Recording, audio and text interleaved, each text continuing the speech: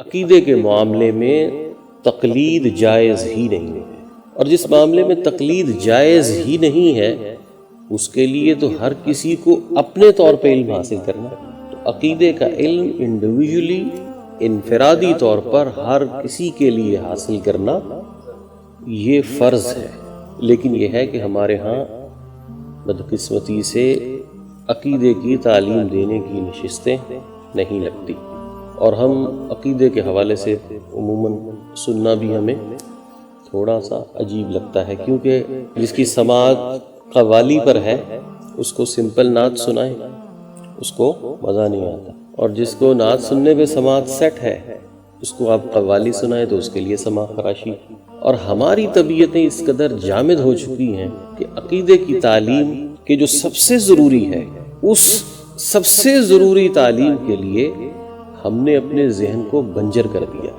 جس زمین پر کوئی فصل اگانے والا ہی نہ ہو تو وہ زمین پھر بنجر ہی رہتی ہے، یعنی کہ جو ایمان کی حلاوت ہے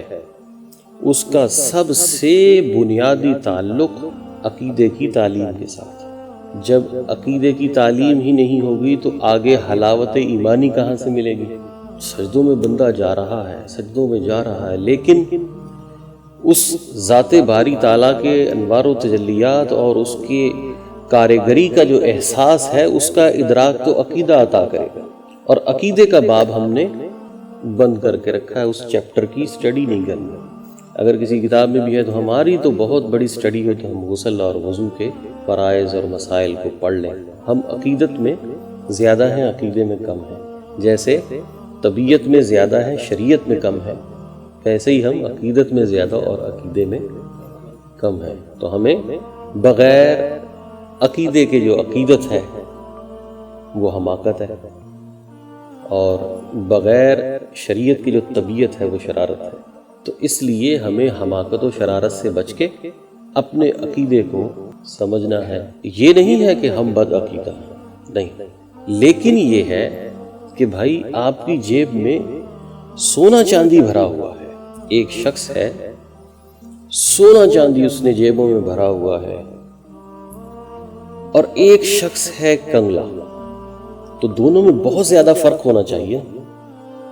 لیکن میں یہ کہوں اگر کہ جس کی جیبوں میں سونا چاندی بھرا ہوا ہے اس سے سونے چاندی کے قیمتی ہونے کا اگر احساس چھین لیا جائے تو اس سونے چاندی اور ہیرے جواہرات سے جس نے جیبیں بھری ہوئی ہیں اس میں اور مفلس میں کیا فرق بچا؟ دونوں برابر ہو گئے۔ تو اب ہمارے پاس سونا چاندی سب کچھ موجود ہے عقیدے کا، لیکن اس باب کا ہمیں کوئی احساس ہی نہیں، اس کا ہمیں کوئی احساس ہی نہیں، اور چیزوں کی قیمت اور ان چیزوں کی قیمت کے بعد اس کی انجوائمنٹ وہ تو احساس کے بعد آتی ہے، اور احساس سے پہلے علم ہے۔ علم ہوگا تو احساس ہوگا،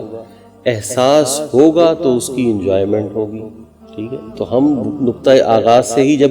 خالی ہوں تو